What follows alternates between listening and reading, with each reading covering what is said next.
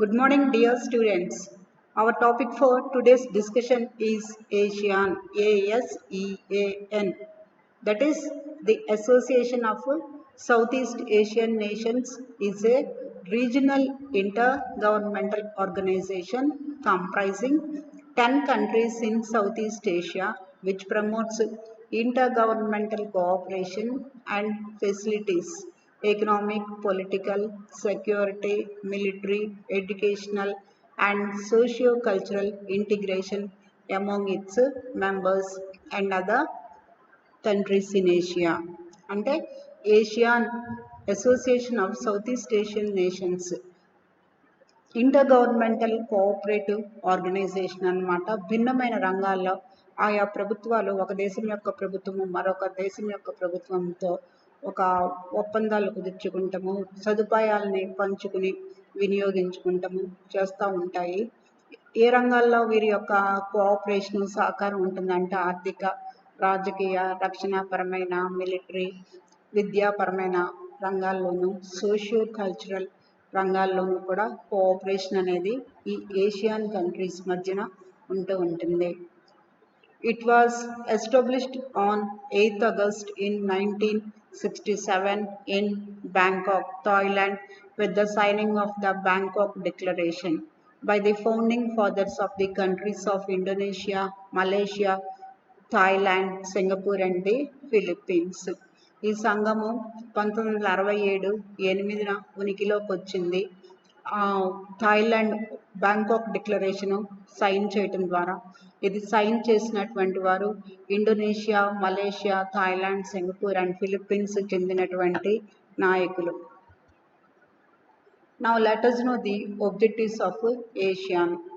To accelerate the economic growth, social progress and cultural development in the region through joint endeavors. వేగవంతమైనటువంటి అభివృద్ధి ఆర్థిక పరంగా, సామాజిక పరంగా, సాంస్కృతికంగా సాధించడం అనేది ముఖ్యమైన ఉద్దేశం. దీని కొరకు అందరూ కలిసి ఏషియాన్లో సభ్య దేశాలు అన్నీ కలిసి కృషి చేస్తూ ఉంటాయి. ప్రతి ఒక్క దేశానికి మిగతా సభ్య దేశాలన్నీ కూడా సలహా, సహాయం, సహకారాలు అందజేస్తూ ఉంటాయి. Next objective is to promote regional peace and stability through abiding respect for justice and the rule of law. ఈ ప్రాంతీయ పరంగా శాంతి భద్రతల్ని కాపాడుతూ ఉండటము, చట్టాలని గౌరవించటం అనేది మరొక ఉద్దేశం. Next point is to encourage active collaboration and mutual assistance on matters of common interest in economic, social, cultural, technical, scientific and administrative fields. పరిపాలనా రంగము, సాంకేతిక రంగము, శాస్త్ర రంగము వీటిల్లో కూడా వీరి మధ్యన సహకారం సాధించడం అనేది ముఖ్యమైన ఉద్దేశం. Besides this, economic, social and cultural fields. Next one is to provide assistance to each other in terms of training and research facilities in the educational, professional, technical and administrative areas. పరిశోధన రంగంలో ఈ అభివృద్ధికి కృషి చేస్తూ ఉండటము, education ఫీల్డ్లో, professional వృత్తిపరంగాను, technical సాంకేతిక పరమైన పరిపాలన ఏరియాస్లో రీసెర్చ్ని నిరంతరం ప్రోత్సహించుతూ ఉంటాము, కొత్త మార్పుల్ని తీసుకురావటం అనేది మరి యొక్క ఉద్దేశం ఏషియాన్కి. Now let us know the fundamental principles of ASEAN. Mutual respect for the independence, sovereignty, equality, territorial integrity and national identity of nations.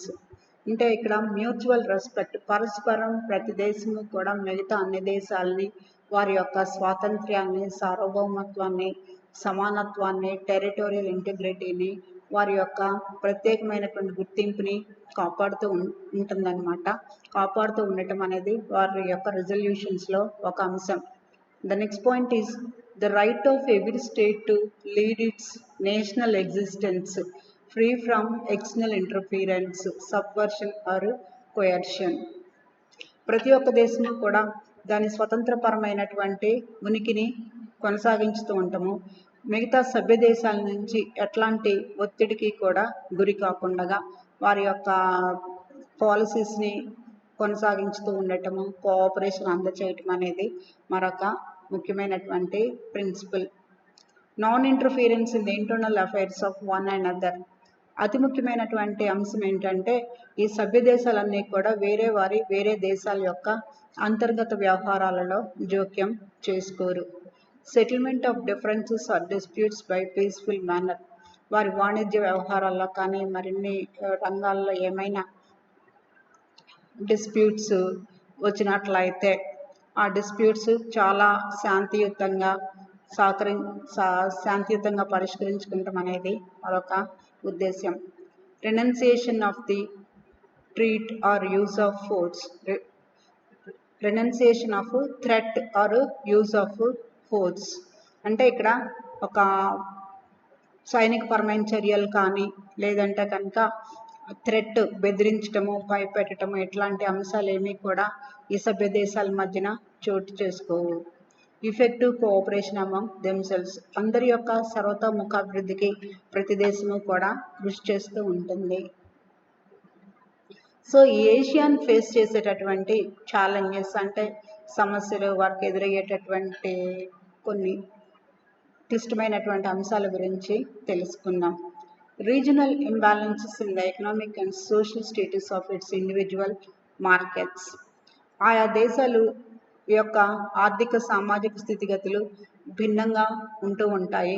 కొన్ని బాగా అభివృద్ధి చెందినటువంటి దేశాలు, మరికొన్నేమో వారి యొక్క ఆర్థికపరమైనటువంటి పునాదులు అంతా స్ట్రాంగ్గా ఉండవు. అందువల్ల వాణిజ్యపరమైన అంశాల్లో సమాన స్థాయిలో పోటీ అనేది ఉండకపోవచ్చు.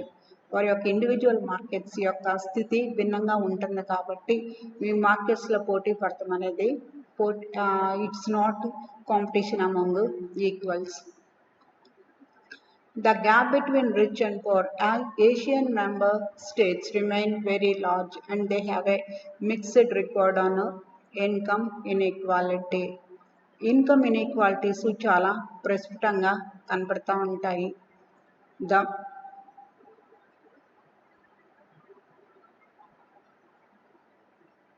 While South China Sea is the main issue exposing the organization's rifts.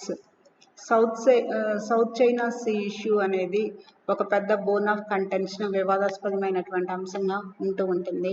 ASEAN has been divided over major issues of human rights. For example crackdowns in Myanmar against the Rohingyas. మానవ హక్కుల పరిరక్షణలో ఏషియాన్ దేశాల మధ్యన సమానమైనటువంటి ఒకే ఏకాభిప్రాయం అనేది లేదు అని చెప్పుకోవచ్చు. దానికి ఉదాహరణగా మయన్మార్లో రోహింగ్యాల మీద జరుగుతూ ఉండినటువంటి దాడుల గురించి మనం పేర్కొనవచ్చు. Now let us discuss the next topic, that is IBRD. IBRD అంటే మనకి అంతగా గమన జ్ఞాపకం రాకపోవచ్చు, కానీ వరల్డ్ బ్యాంక్ అంటే మనందరికీ బాగా పరిచయమైనటువంటి పదం అన్నమాట. ఐబిఆర్డికి ఎక్స్పాన్షన్ ఏంటంటే international bank for reconstruction and development. It was created in 1944 to help Europe to rebuild after world war II. మనందరికీ తెలుసు, వరల్డ్ వార్ రెండవ ప్రపంచ యుద్ధము 1939 నుంచి 1945 వరకు కూడా జరిగింది.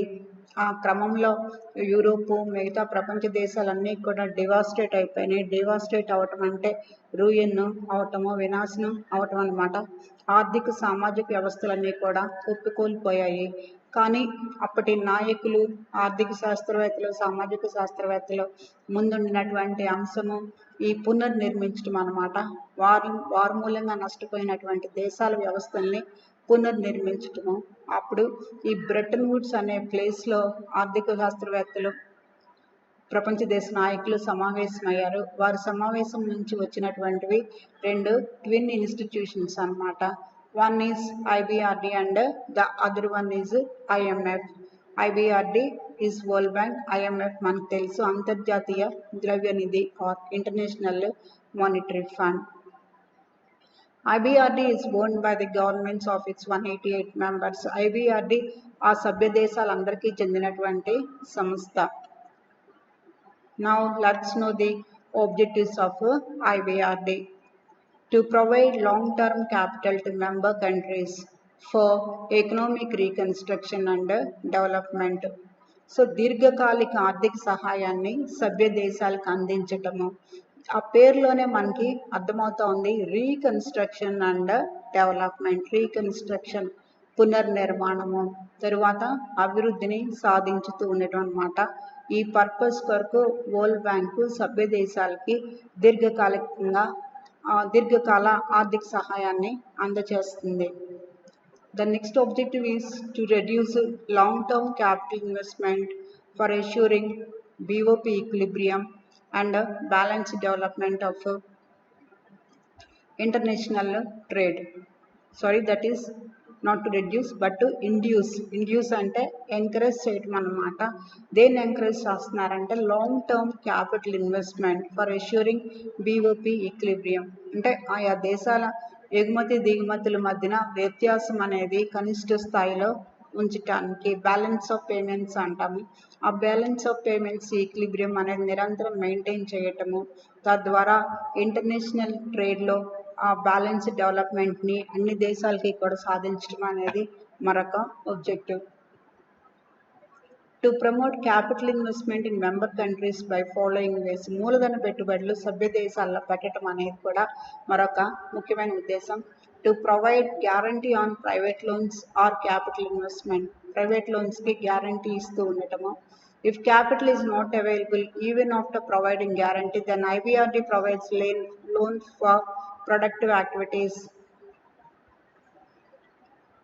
on considerate conditions. ముఖ్యమైనటువంటి కార్యక్రమాలకి, అభివృద్ధి కార్యక్రమాలకి కూడా IBRD లాంగ్ టర్మ్ లోన్స్ని ప్రొవైడ్ చేస్తూ ఉంటుంది. In case when capital is not available even after IBRD guaranteeing the loan, అంటే మిగతా వారెవరు ముందుకి రానప్పుడు, IBRD గ్యారంటీ చేసిన తర్వాత కూడా ముందుకు రాని సందర్భంలో IBRDనే ప్రత్యక్షంగా పెట్టుబడులు పెడుతుందన్నమాట. For productive activities. ప్రొడక్టివ్ అంటే ఉత్పాదక కార్యక్రమాలకి, for example infrastructure development. The next point is to ensure the implementation of developmental projects so as to bring about a smooth transference from a loan time to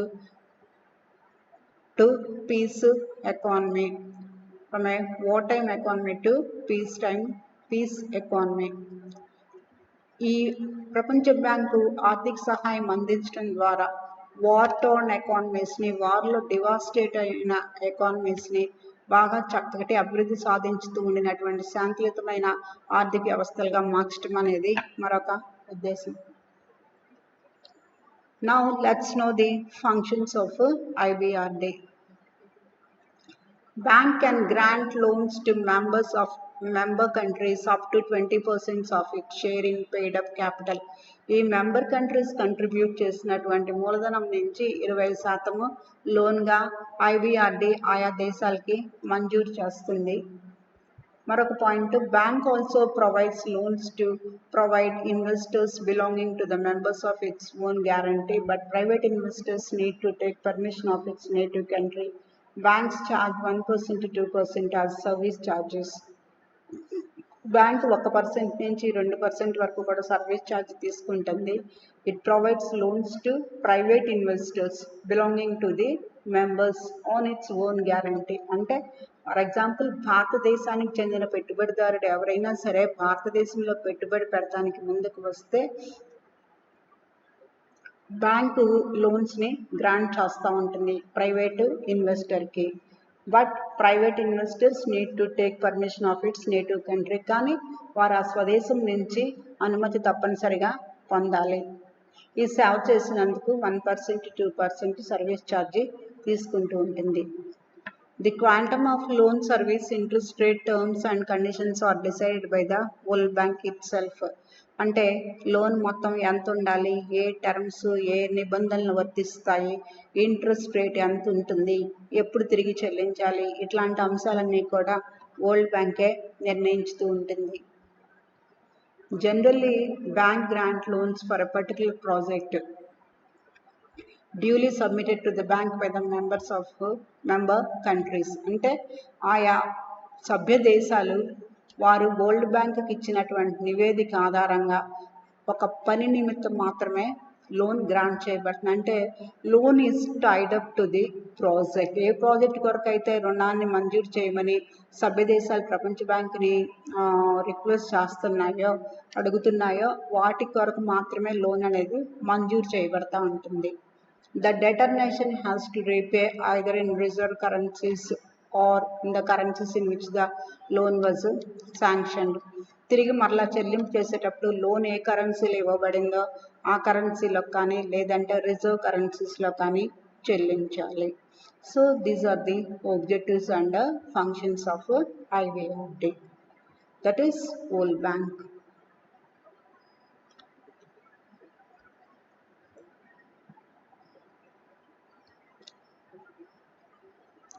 Now let us discuss another topic, that is SAARC.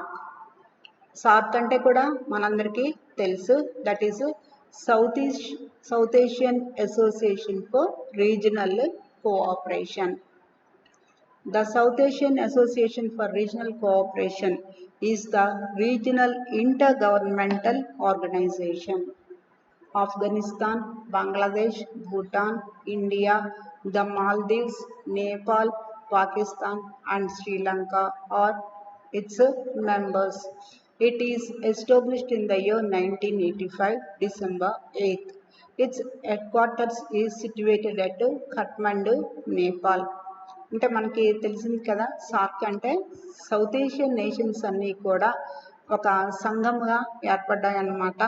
ఈ సంఘంగా ఏర్పడి వారి మధ్యన సహకారం అందించుకుంటాము, అందరూ కలిసి అభివృద్ధి సాధించటము, ఎవరి దేశాన్ని వారు అభివృద్ధి చేసుకుంటాము, నిరంతరం సహాయం సహకారం అందించుకుంటాం అనే అంశం మీదన సార్క్ ఉనికిలోకి వచ్చింది.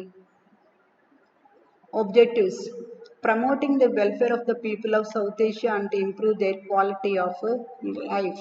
అంటే ఈ సౌత్ ఏషియన్ నేషన్స్లో నివసిస్తూ ఉన్నటువంటి ప్రజలు సౌత్ ఏషియన్ నేషన్స్ యొక్క పౌరుల జీవన ప్రమాణాన్ని మెరుగుపరచటము, వారి యొక్క వెల్ఫేర్ని పెంపొందించడం అనేది వారి యొక్క శ్రేయస్సుని పెంపొందించడం అనేది ముఖ్యమైన ఉద్దేశం. Accelerating economic growth, social progress and cultural development in the region, and to provide all individuals the opportunity to live in dignity and to realize their full potential. మరొక అంశము ఆర్థికాభివృద్ధి, సామాజికాభివృద్ధి, సాంస్కృతికపరమైన అభివృద్ధి. ఈ ప్రాంతం, రీజియన్ అంటే ప్రాంతం కదా, ఈ సౌత్ ఏషియన్ రీజియన్లో సాధించటము, ప్రజలందరూ కూడా గౌరవంతో జీవించుతూ ఉండటము, వారి యొక్క ఫుల్ పొటెన్షియల్, వారి శక్తి సామర్థ్యాన్ని తెలుసుకుని వినియోగించేలాగా ఉపాధి అవకాశాలు, వ్యాపార అవకాశాలు కలిగించటం అనేది సార్క్ యొక్క అతి ముఖ్యమైన విషయం. ఇది జరిగినప్పుడు మాత్రమే ముందు మనం చెప్పుకున్నట్లు వారి యొక్క జీవితంలో జీవనము నాణ్యతతో కూడి గడపగలుగుతారు. Next point is promote and strengthen collective self reliance among the countries of South Asia. ఈ సంఘంలో ఉండినటువంటి దేశాలన్నీ కూడా స్వావలంబన సాధించడానికి కృషి చేస్తూ ఉంటారు. Collective self Reliance, all the nations, either big or small nations. For example, there is the largest nation India and the smallest one, that is Bangladesh and Bhutan, like that. But అందరూ కలిసి స్వావలంబన సాధించే దిశగా ఆయా దేశ ప్రభుత్వాలన్నీ కూడా కృషి చేస్తూ ఉంటాయి. Contribute to mutual trust, understanding and appreciation of one another's problems. ఒకరి సమస్యలు ఒకరు తెలుసుకుంటూ ఉంటాము. సమస్యలకి ఈ అసోసియేషన్లో సభ్యులైన మిగతా దేశాలు కృషి చేయటము, పరస్పరము గౌరవము, నమ్మకము కలిగి ఉండటం అనేది మరొక objective. Now let's know the functions of SAARC. To promote the welfare of the people of South Asia and to improve their quality of life, to accelerate economic growth, social progress and cultural development in the region, to promote active collaboration and mutual assistance in economic, social, cultural, technical and scientific fields, cooperation with other developing countries and international and regional organisations. అంటే ఇక్కడ south Asian nations అన్నీ కూడా వారంతటికి వారు ఒక సంఘంగా ఏర్పడ్డారు, cooperate చేసుకుంటూ ఉంటారు. దాని అర్థం మిగతా ప్రపంచ దేశాలతో కానీ వేరే సంఘాలతో కానీ వీళ్ళకి రిలేషన్స్ ఉండవని కాదు. వీరందరూ కలిసి మిగతా దేశాలతో నెగోషియేట్ చేయటము, వారి యొక్క అభివృద్ధికి కృషి చేసుకుంటాము, మిగతా ట్రేడింగ్ బ్లాక్స్ అయినటువంటి ఏషియన్ లాంటి దాంట్లో కోఆపరేట్ చేయటం కూడా చేస్తూ ఉంటారన్నమాట. So this is about SAARC. Thank you.